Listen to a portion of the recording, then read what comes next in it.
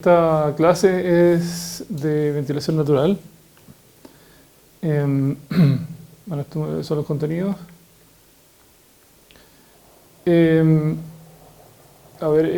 Para que el aire se movilice en una mina, tienen que haber dos principales fuentes: las naturales y las mecánicas o artificiales. Las mecánicas ya las hemos revisado, que son los ventiladores, que son los que imprimen una cantidad de aire, una cantidad de movimiento al aire, o un impulso. Y las naturales están dadas por principalmente el origen está dado por las variaciones en la temperatura. ¿Ya? En el fondo, la energía térmica intercambiada con la roca o bien con otros elementos también, que vamos a ir revisando en la clase. Esto sin considerar vientos locales, porque los vientos locales también pueden generar una ventilación parcial que depende de esta.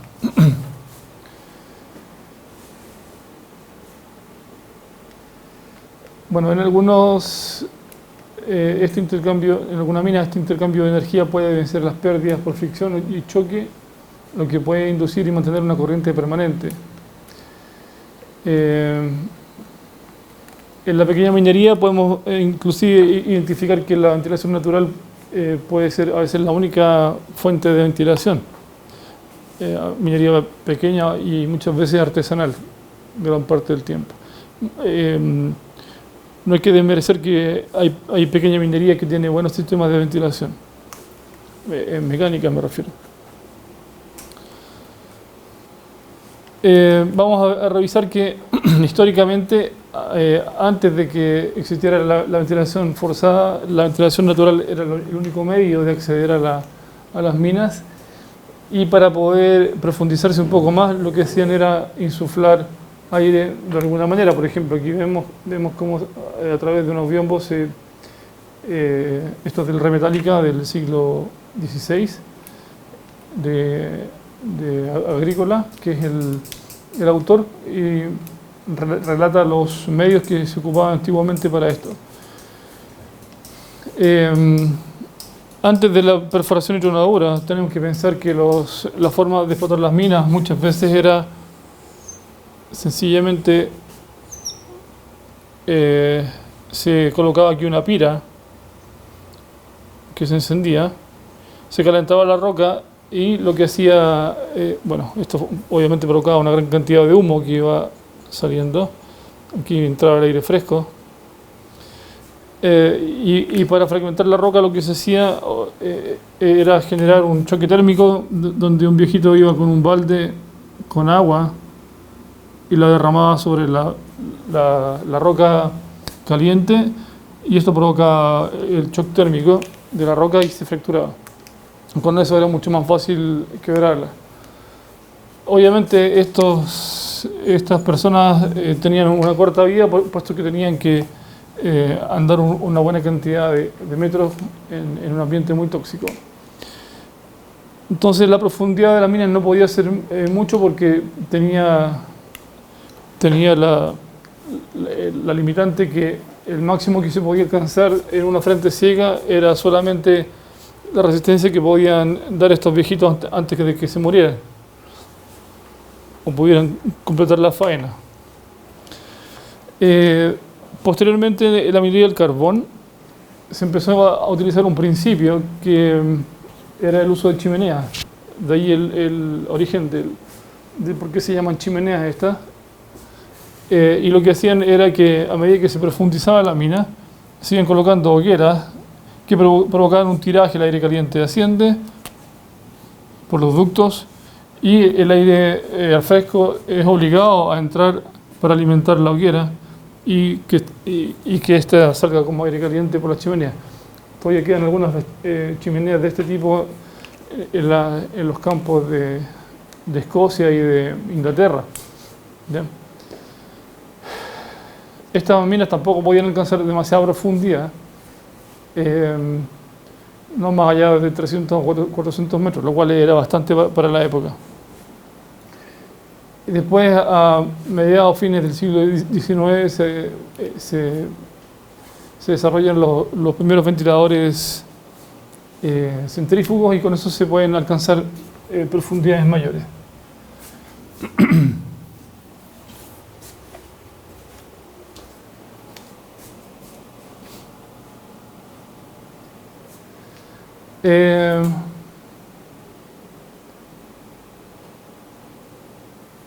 La ventilación natural depende de varios factores.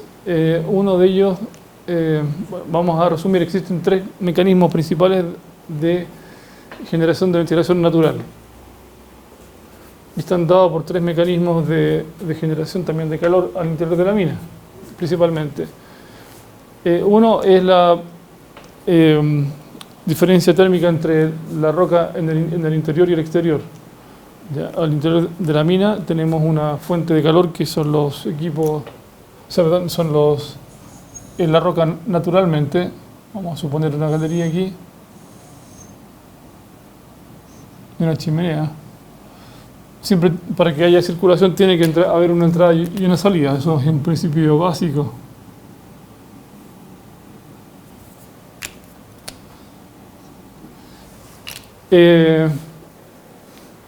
Luego la temperatura, si es más cálida al interior, esta va a tender a elevarse y salir por acá. Y si es más fría al interior que el exterior, va a ser el sentido contrario. ¿Ya? Porque el aire es más pesado dentro de la mina y va a tender a bajar. La otra fuente también de calor que puede añadir calor en la mina son los equipos y algún tipo de combustión interna que haya, ya sea maquinaria, algún tipo de fuego, equipos eléctricos también. La otra forma que vamos a ver luego es el fenómeno de autocompresión. La autocompresión tiene que ver con un fenómeno de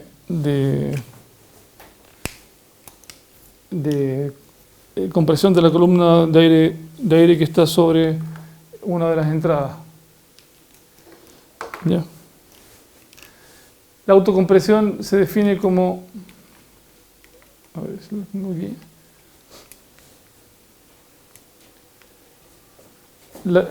Se define como la columna de fluido que pesa sobre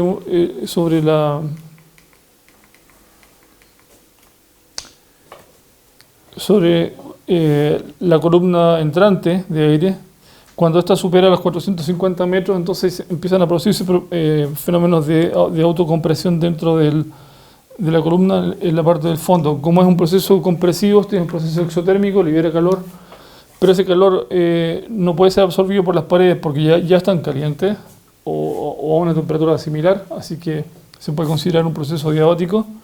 Así que el proceso pasa a ser isentrópico, pasa el calor al mismo medio, al mismo aire, por tanto se calienta el aire y este circula caliente y luego al empezar a ascender y llegar hacia la salida, este se empieza a expandir y recupera su temperatura, absorbe calor y por lo tanto se compensa la diferencia térmica.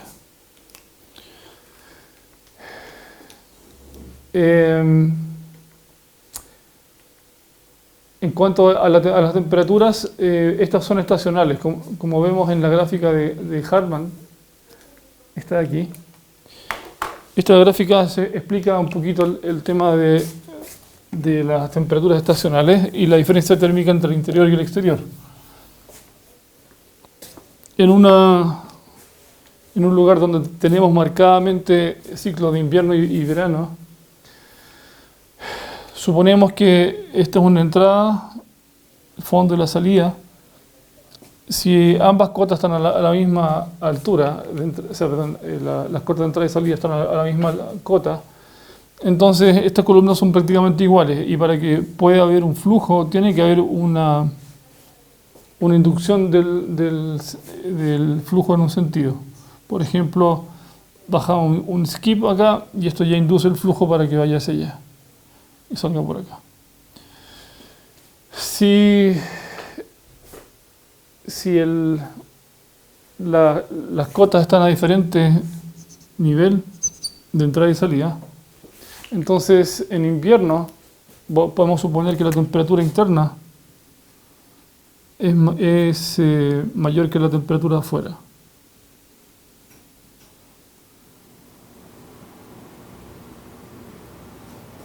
Por tanto, la columna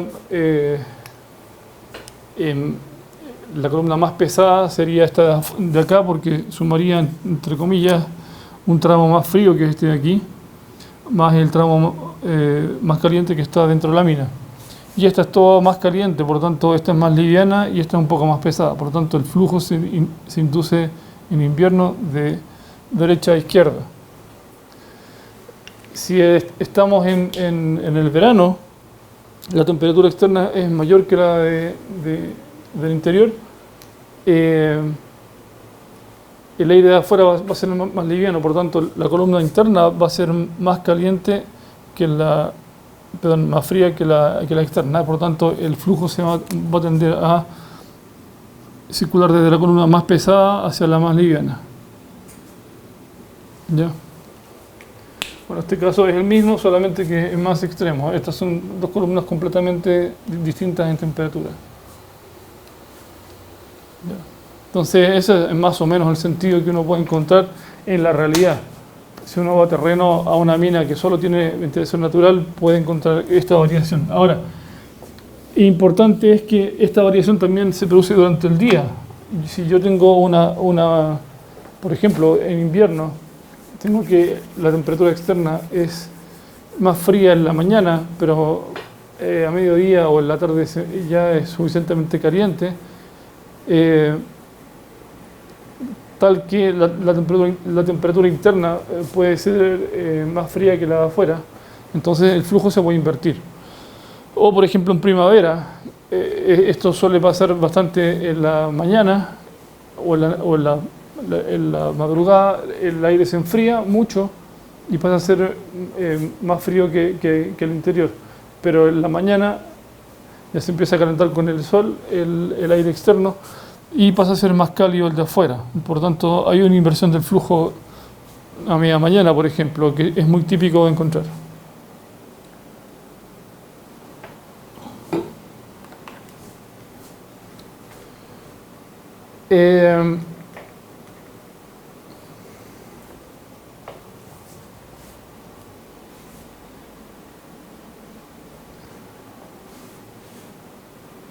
Vamos a revisar que,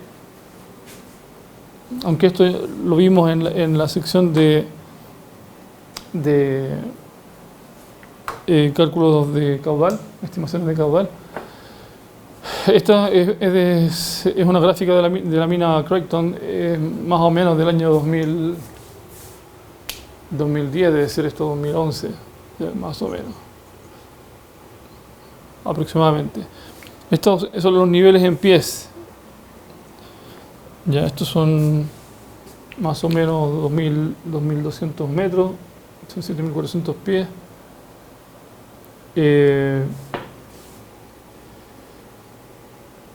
Y a medida que se va profundizando se pueden ver las diferentes etapas. Esto ya es casi cerca de los 3.000 metros, deben ser 2.800 y algo por ahí.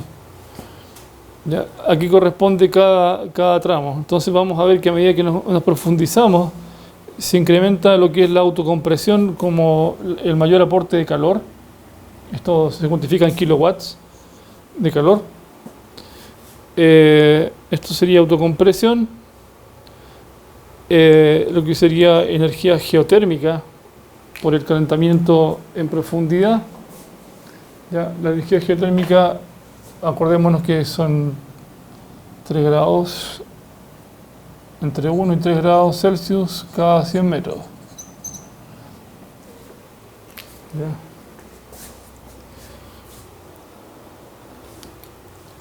En algunas partes del mundo esto puede ser más o puede ser menos, depende del gradiente que haya en cada zona. Luego lo que aportan los equipos diésel, que como la producción es más o menos continua, tanto los equipos eléctricos como los diésel aportan la misma cantidad de calor, lo cual no es despreciable, es una cantidad importante. ¿ya? Son del orden de 10.000 sí, 10.000 kilowatts de potencia calórica que están aportando.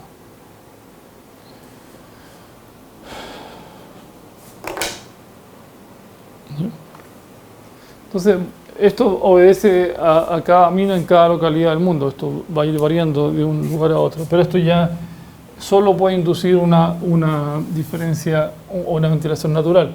Tal vez no suficiente para quitar todo el calor, sobre todo proveniente de la autocompresión, que en este caso es bastante. Ahora, para entender la autocompresión, hay varios factores que tenemos que estudiar.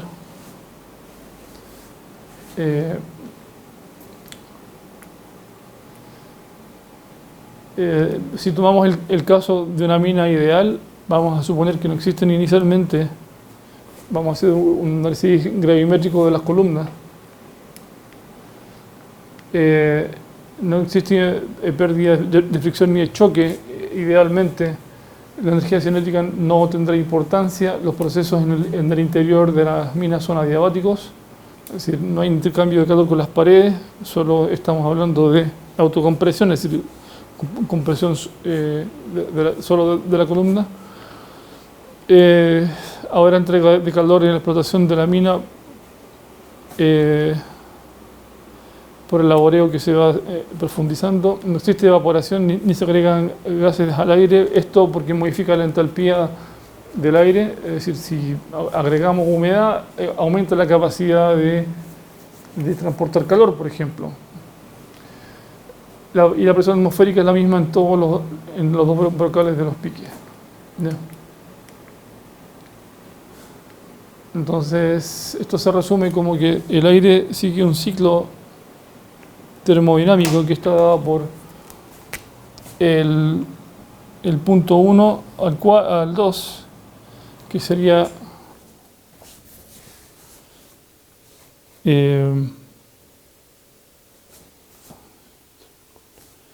sería del 1 al 2, aquí se produce una autocompresión,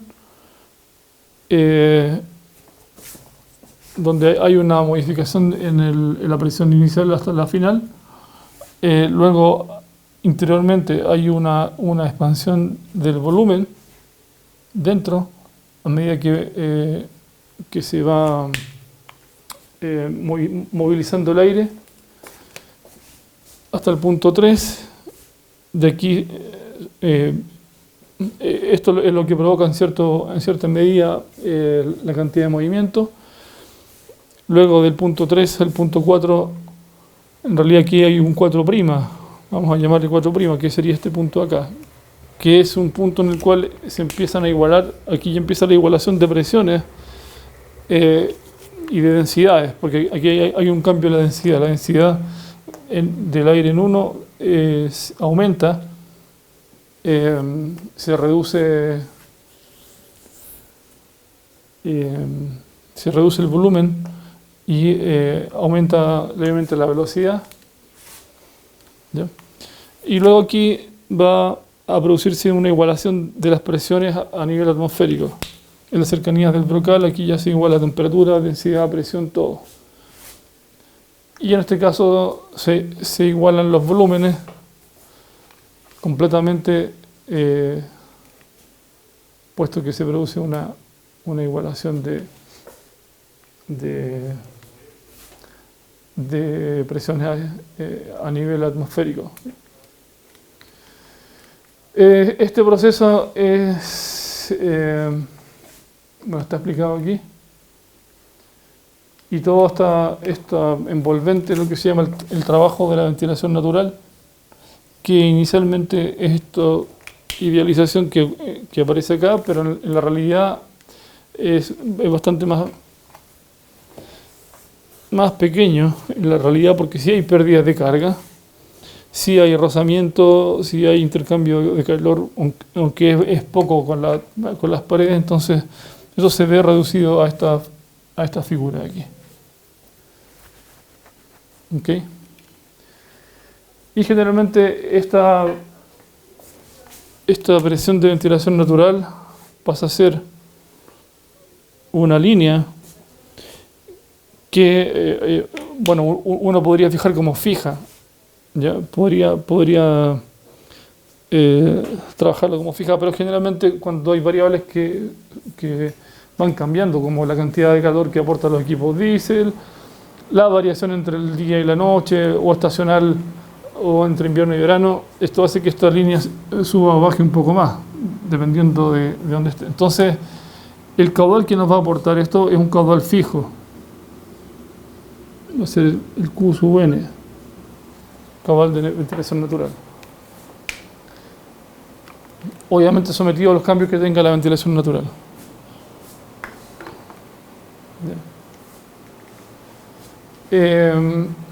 Ahora, hay otras variables, otras fuentes de temperatura que van más allá también de la autocompresión. O sea, si las juntamos todas, sería la temperatura del aire exterior versus la interior. La autocompresión o calentamiento por compresión del aire durante el descenso de la mina, que ya lo vimos. Temperatura de la roca, de las paredes y roca quebrada, que tiene que ver con el gradiente geotérmico.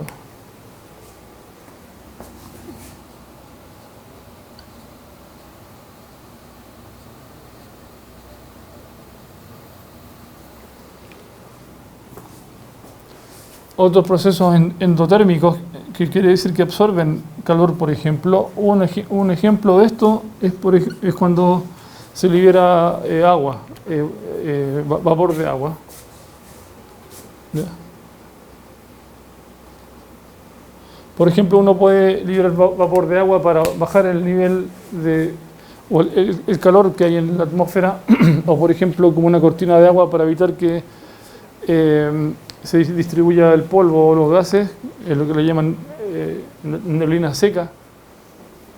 ¿Ya? Y estos absorben calor. Estos pueden modificar también la temperatura.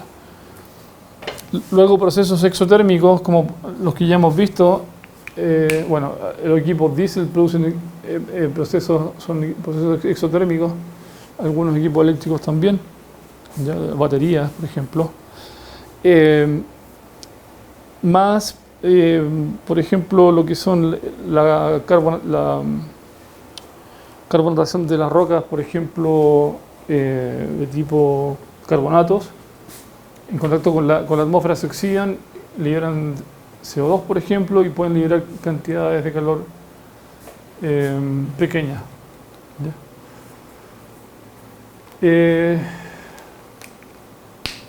Bueno, y la intensidad de la ventilación, que en el fondo no es un factor que agregue o quite temperatura, sino que ayuda a controlar el calor que pueda haber internamente. ¿Ya?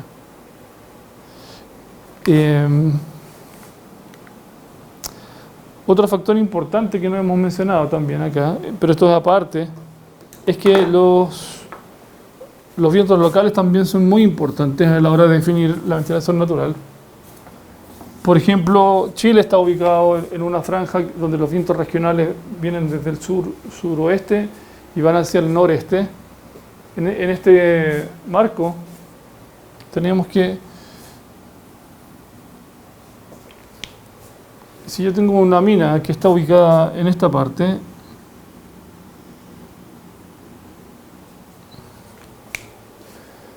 entonces yo sé que los vientos locales vienen, por ejemplo, por acá, que puede ser un valle, por ejemplo, y los vientos regionales soplan en esta dirección permanentemente. Uno tiene que revisar lo que son la rosa de los vientos y ver cuál es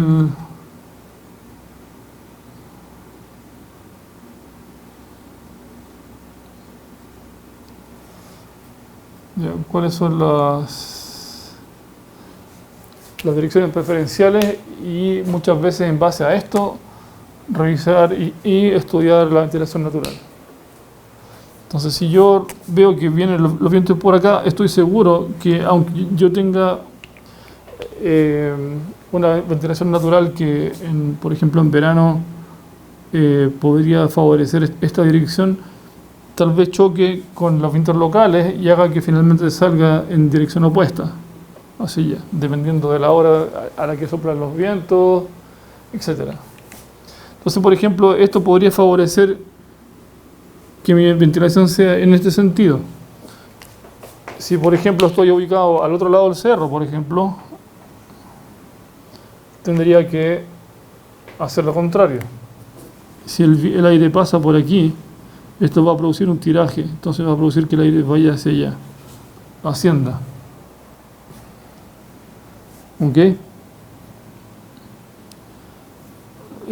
O dependiendo de la turbulencia que provoca estas corrientes de aire, puede que también provoque una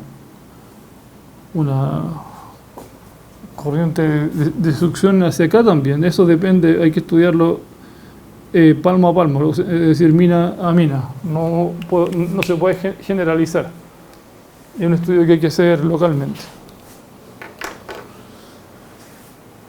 Muchas veces, si no se tiene conocimiento, uno podría ver qué sucede en minas que tienen una configuración parecida en lugares similares.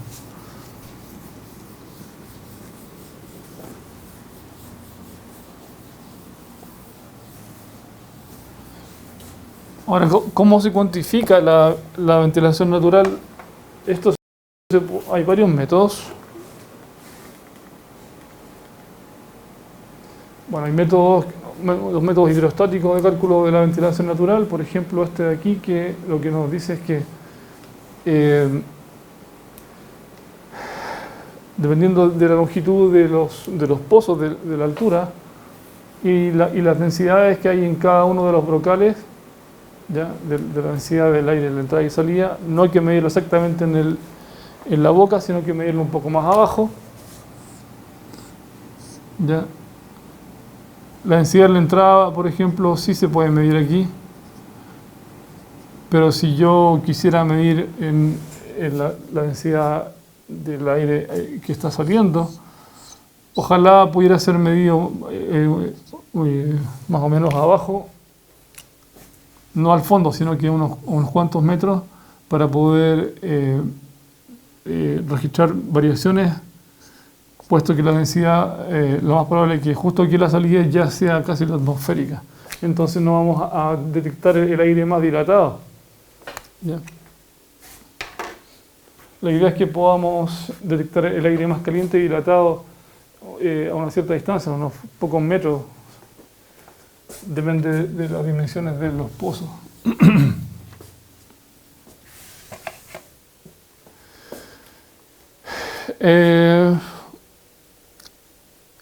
Entonces, bueno, esta densidad se puede obtener a partir de la temperatura y de la presión barométrica, o bien como hemos visto en el laboratorio con el ciclómetro también, polvo seco y húmedo y la presión barométrica. Bueno, estas son fórmulas para obtener esas presiones también entre ambos brocales que podrían ser medidas con las temperaturas locales y las longitudes.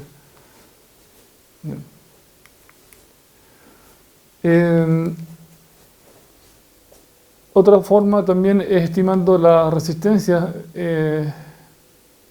midiendo la diferencia de presión entre el pozo 1 y el pozo 2, ¿ya?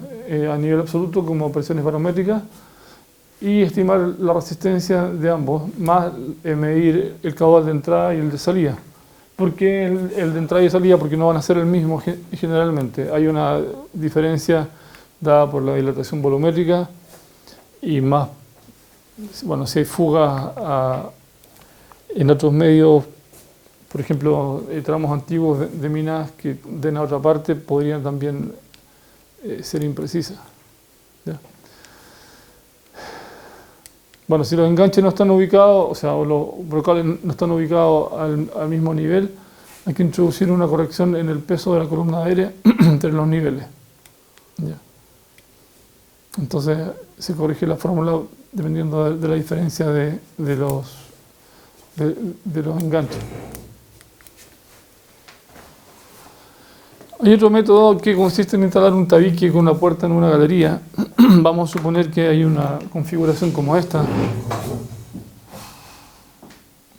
Imaginemos una mina que está a un solo nivel o puede tener alguna chimenea que lleve la ventilación, etc. Supongamos que estamos aquí. Tenemos un ventilador que está acá, puesto acá y está impulsando el aire hacia allá. Y lo que hacemos es que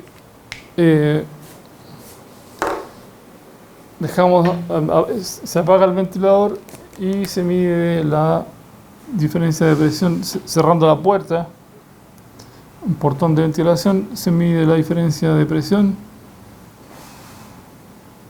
con manómetros puestos en un manómetro que da una manguera hacia cada lado y con eso con un manómetro se mide igual la diferencia de presión. Con eso no podemos obtener cuál es la caída de presión. Simultáneamente podemos abrir el tabique y medir cuál es el caudal que se está entregando.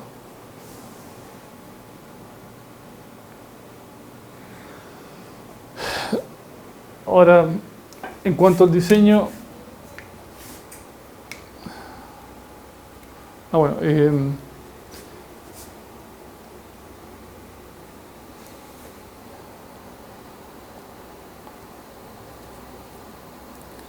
teniendo la resistencia con esto y midiendo con ventiladores encendidos, por ejemplo, también podemos obtener la caída natural, porque puesto que conocemos la resistencia y el caudal que circula, entonces tenemos que la diferencia de presiones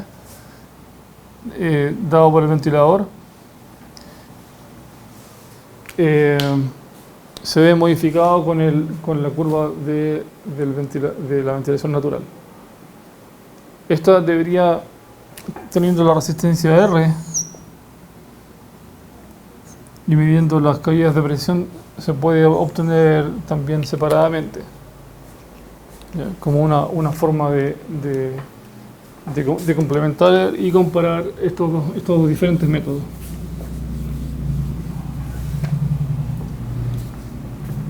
Ahora, a la hora de diseñar conviene no jugar en contra de la ventilación natural, sino que a favor. Es decir, si tenemos nuestra mina correspondiente aquí con varios subniveles o lo que sea,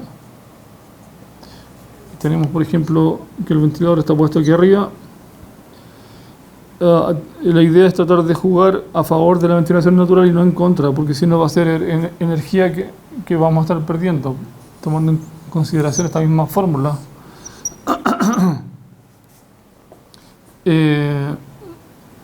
Si este es el ventilador y tenemos que la ventilación natural aporta una H sub n, entonces el H sub m, que es la presión mecánica del ventilador, si la estamos sumando, nos